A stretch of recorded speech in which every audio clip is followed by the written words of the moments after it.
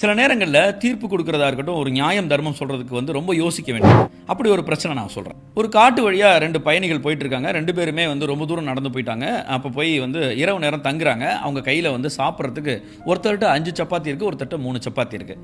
2மே சாப்பிட்றதுக்குன்னு முடிவுக்கு வந்துட்டாங்க. அப்போ பார்த்தா அங்கே ஒரு செல்வந்தர் வந்துட்டார். அவர் கையில் மோதிரம்லாம் போட்டு ரொம்ப பணக்காரராக இருக்காரு. ஆனால் சாப்பிட ஒன்றும் இல்லைப்பா, நீங்கள் என்ன வச்சுருக்கீங்களோ அதை கொஞ்சம் கொடுங்கன்னு கேட்குறாரு. மொத்தம் 8 சப்பாத்தி வச்சுருக்காமே, எப்படி பிரிச்சுக்கிறது 3 பேருக்கு அப்படின்னும் போது அவரே ஒரு யோசனை சொல்கிறாரு.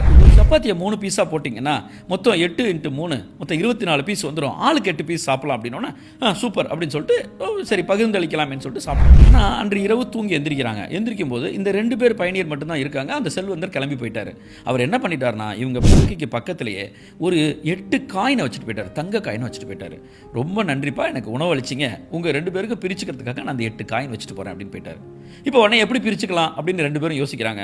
முதல்ல உள்ளவன் சொல்கிறான், நான் 5 சப்பாத்தி கொண்டு வந்தேன், நீ 3 சப்பாத்தி கொண்டு வந்த, அப்போ ஆளுக்கு எனக்கு 5 காயின் உனக்கு 3 காயின்றான். இல்லை நானும் 8 பீஸ் சாப்பிட்டேன், நீ 8 பீஸ் சாப்பிட்டல, 2 சமமாக தானே நம்ம ஷேர் பண்ணியிருக்கோம். அப்போ நம்ம நான் எனக்கு 4 காயின் உனக்கு 4 காயின்றான். பிரச்சனை பெருசாகிடுச்சு. இப்போ என்ன பண்ணுறதுன்னு முடிவுக்கு வர முடியல. நீங்கள் வேணால் ஒன்று செய்யுங்க. இந்த கதையை கேட்டுட்டு இருந்துட்டு எவ்வளோ காயின் கொடுக்கலாம் அப்படிங்கிற முடிவை கமெண்ட்டில் சொல்லுங்கள்.